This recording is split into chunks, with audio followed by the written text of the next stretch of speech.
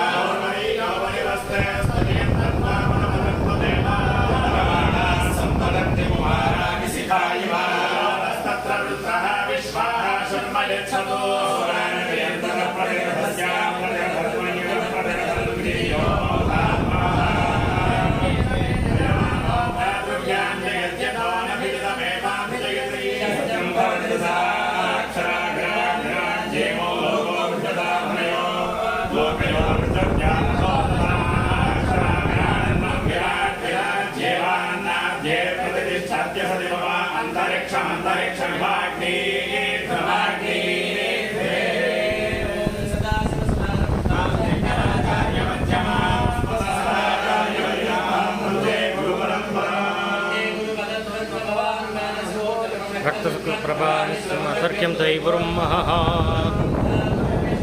देवो महेश्वरः गुरुसाक्षात् परब्रह्म श्रीगुरवे नमः।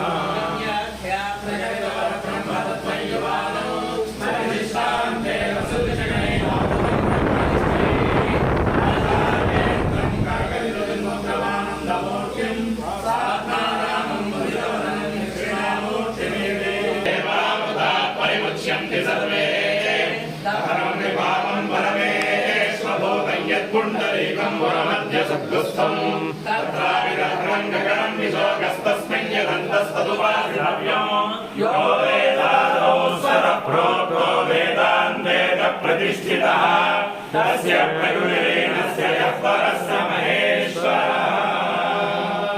ॐ ब्रह्मणे नमस्ते वायो त्वमेव प्रत्यक्षं ब्रह्मासि त्वमेव प्रत्यक्षं ब्रह्मादिशम् सत्यमादिशं तन्मावेदो तद्भक्तारमावेदो आवेद्माम् आवेद्भक्तारम्। ॐ शान्ति शान्ति शान्तिः। सहना भवतु सहनो भुनक्तु सह वीर्यं करवावहै तेजस्विनावधीतमस्तु मा विद्विषावहै। ॐ शान्ति शान्ति शान्तिः।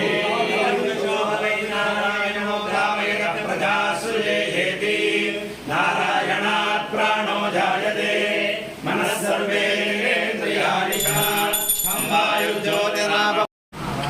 శంకరాచార్యుల వారు ఉద్భవించడానికి ముందు మనకి ఇక్కడ ఒక మతం ఉంది. ఇప్పుడు హిందూ మతం అంటే మనం ఏదైతే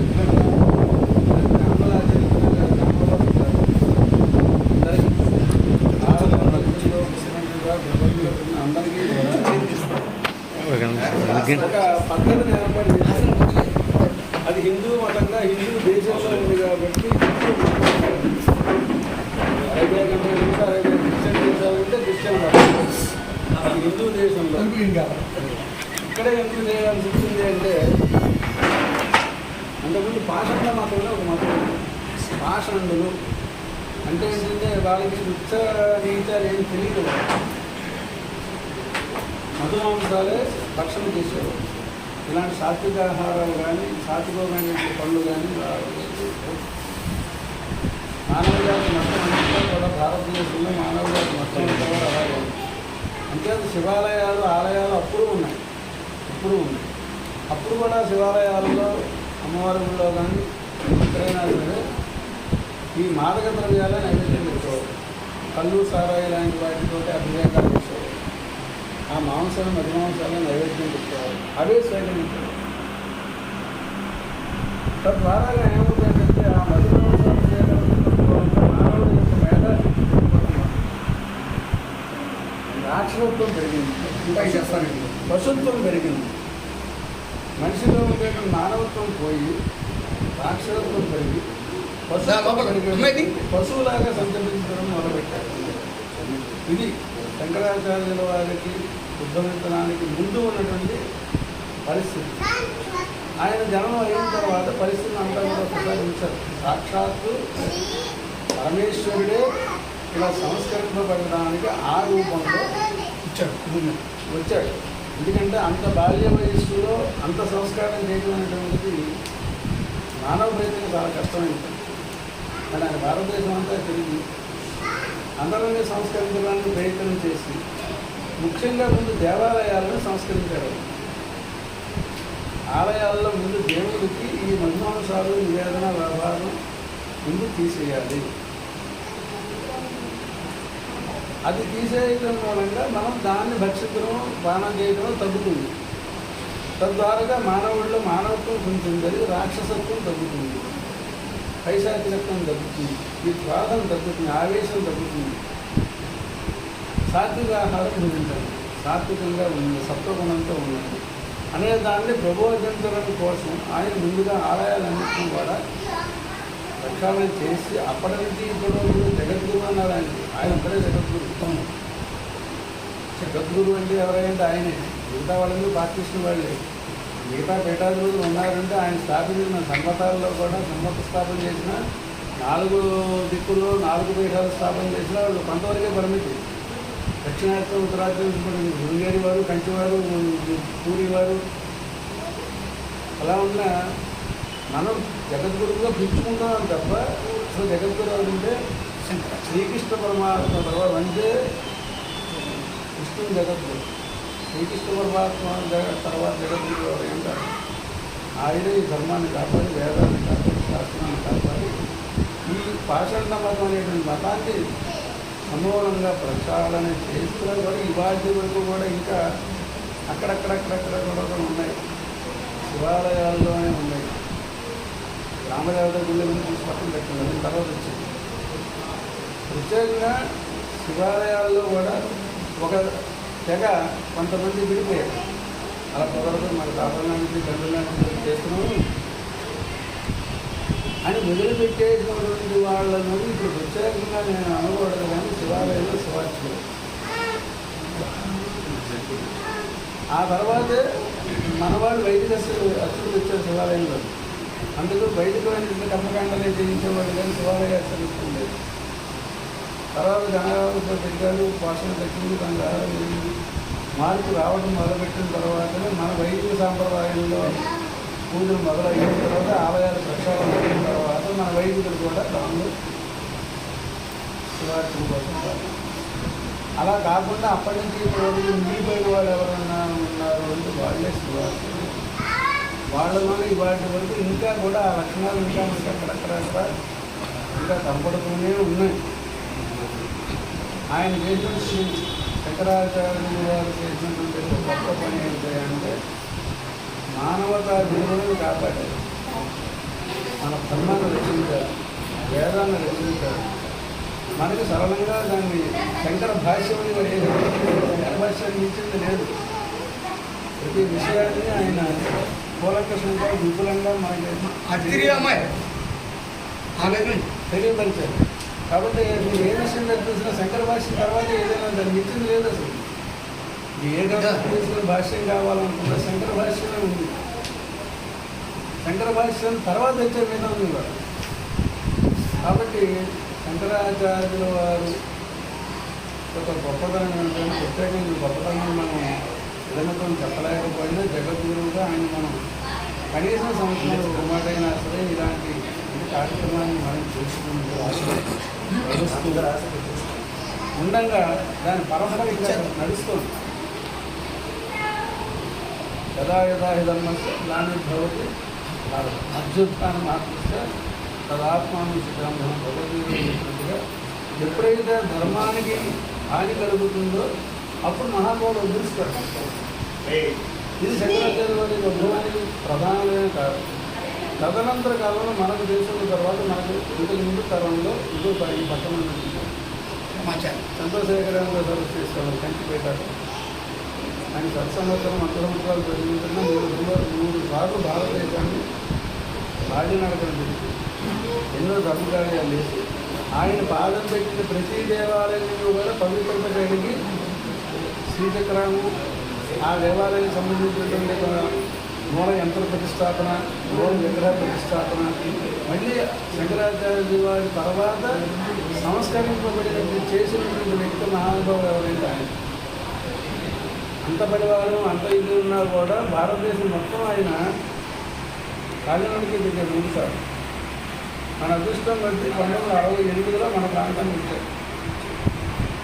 68లో బందర్లో శంకర మఠంలో కూడా విద్యార్థి పాఠశాల పెట్టారు. నా అదృష్టం ముందు అదే టైంలో వారి సంవత్సరంలో నేను కూడా పాఠశాలలో విద్యార్థిగా చేరడం జరిగింది.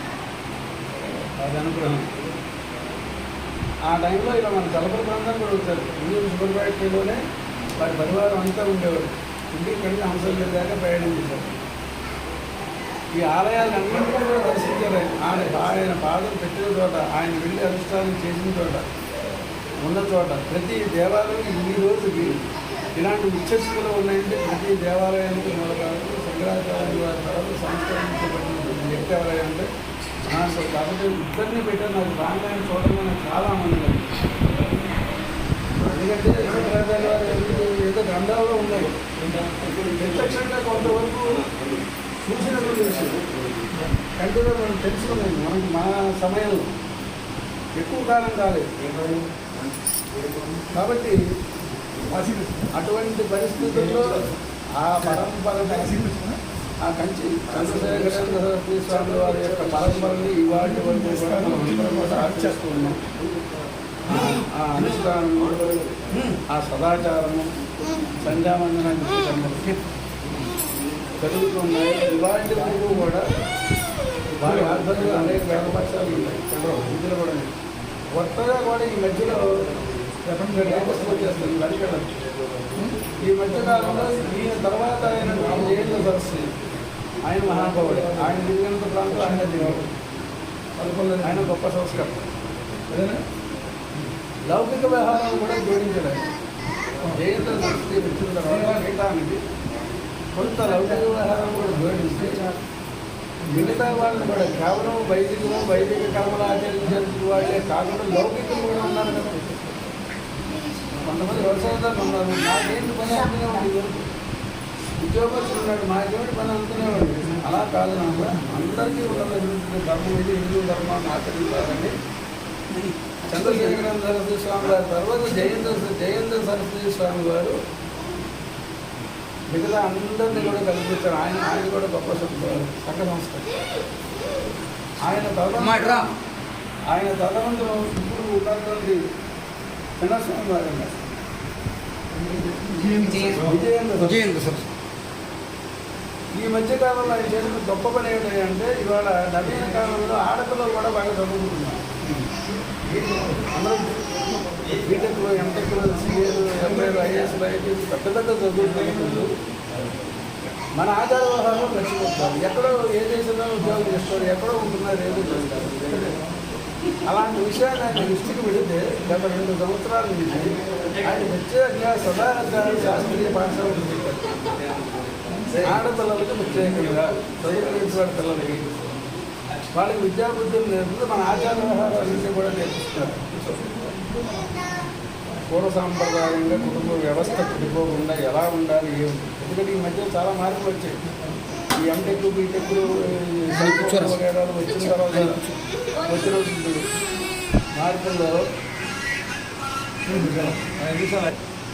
ఆయన ఈ విషయాన్ని దృష్టిలో పెట్టుకుని ఈయన ప్రత్యేకంగా ఒక భాషలు పెట్టారు తెలుగులో. నిన్న కూడా మనం ఆత్మీయ బ్రాహ్మణ సంఘం తరఫున మాట్లాడినప్పుడు కూడా మేము బుద్ధప్రసాద్ గారికి చెప్పాము.